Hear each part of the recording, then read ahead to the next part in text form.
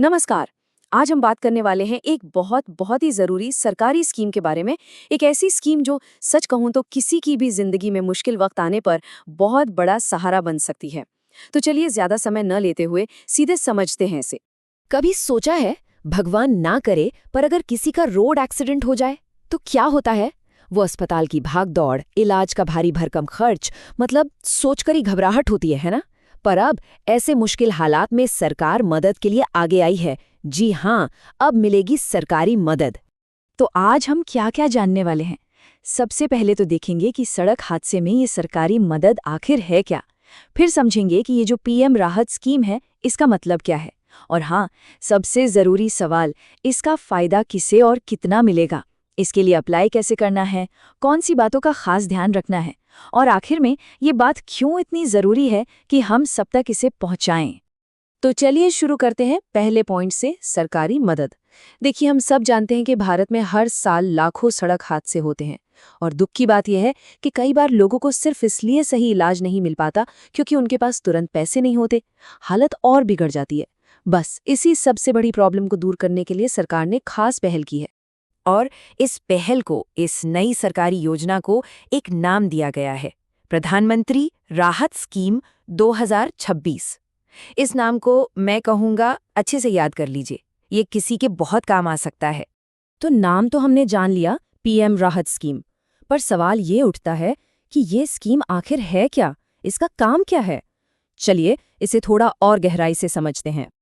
देखिए, बहुत ही आसान भाषा में अगर बताऊं तो ये सरकार का एक ऐसा प्रोग्राम है जिसका सिर्फ और सिर्फ एक मकसद है, अगर कोई सड़क हादसे में बुरी तरह घायल हो जाता है तो उसे फौरन, तुरंत पैसों की मदद पहुंचाना।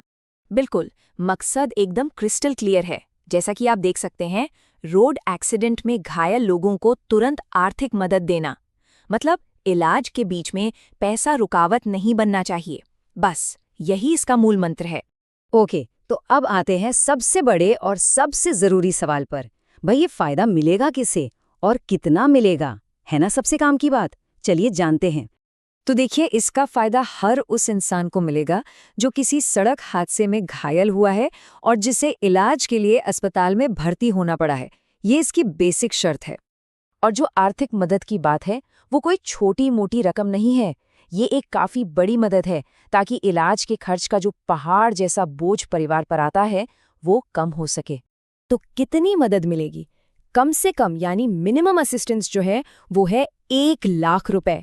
सोचिए, एकदम शुरुआती इलाज के लिए ये कितनी बड़ी राहत हो सकती है। और अगर चोटें बहुत ज़्यादा गंभीर हैं, मान लीजिए कोई बड़ी सर्जरी होनी है या इलाज बहुत लंबा चलना है, तो ये मदद बढ़कर 50 लाख रुपए तक भी जा सकती है। 50 लाख! ये वाकई में एक बहुत बड़ी रकम है और ये दिखाता है कि सरकार इस मामले को कितनी गंभीरता से ले रही है। ठीक है, तो हमें ये तो पता चल गया कि मदद कितनी मिल सकती है। अब अगला सवाल, इसे पाने के लिए करना क्या होगा, मतलब अप्लाई करने का प्रोसेस क्या है। प्रोसेस को काफी सीधा साधा रखा गया है। देखिए, 3 मेन स्टेप्स हैं। स्टेप नंबर 1, हादसे की एफआईआर करानी होगी, ये तो सबसे जरूरी है। स्टेप नंबर 2, अस्पताल के जितने भी कागज हैं, जो भी मेडिकल बिल हैं, वो सब संभाल कर रखने हैं। और फिर स्टेप नंबर 3, इन सारे डॉक्यूमेंट्स के साथ पास के किसी भी सरकारी अस्पताल या हेल्थ सेंटर में जाकर अप्लाई कर देना है, बस। हाँ, एक और बात, ये एप्लीकेशन आप सीधे सरकारी अस्पताल में तो कर ही सकते हैं, साथ ही आरोग्य मित्र से भी मदद ले सकते हैं। ये आरोग्य मित्र कौन होते हैं? ये सरकार के ही हेल्थ वर्कर्स होते हैं, जिन्हें खास तौर पर इसी काम के लिए ट्रेनिंग दी जाती है कि वो आपकी पूरी मदद करें। तो आप इनकी हेल्प भी ले सकते हैं। चलिए अब जरा कुछ ऐसी जरूरी बातों पर गौर करते हैं जिनका ध्यान रखना बहुत बहुत जरूरी है, ताकि एप्लीकेशन में कोई गड़बड़ ना हो और मदद मिलने में देरी ना हो। अगर चाहते हैं कि मदद फटाफट मिले तो ये 3 डॉक्यूमेंट्स एकदम तैयार रखिए। सबसे पहले एफआईआर की कॉपी, दूसरा सारे के सारे मेडिकल बिल्स, और तीसरा एक क्लियर मेडिकल रिपोर्ट जिसमें साफ साफ लिखा हो कि क्या चोटें आई हैं। मतलब एक बात गांठ बांध लीजिए, आपके डॉक्यूमेंट्स जितने सही और क्लियर होंगे, मदद उतनी ही जल्दी मिलेगी। कागज पूरे तो काम पूरा, कोई देरी नहीं होगी। तो अब तक हमने इस स्कीम के बारे में लगभग सब कुछ जान लिया है ना? लेकिन अब जो बात मैं कहने जा रही हूँ, वो शायद इस पूरी जानकारी का सबसे अहम हिस्सा है। देखिए, ये स्कीम सिर्फ एक स्कीम नहीं है। ये किसी के लिए लाइफलाइन मतलब जीवन बचाने वाली रस्सी साबित हो सकती है। हो सकता है आज हमें इसकी जरूरत न लगे, पर क्या पता कल हमारे किसी अपने को, किसी दोस्त को, किसी पड़ोसी को इसकी जरूरत पड़ जाए। इसलिए यह हमारी जिम्मेदारी बनती है कि ये जानकारी अपने परिवार, अपने दोस्तों, अपने जानने वालों तक, हर किसी तक पहुंचाएं। आखिर में बस इतना ही कहूंगा, इसे कोई मामूली सरकारी योजना समझकर नजरअंदाज मत कीजिएगा।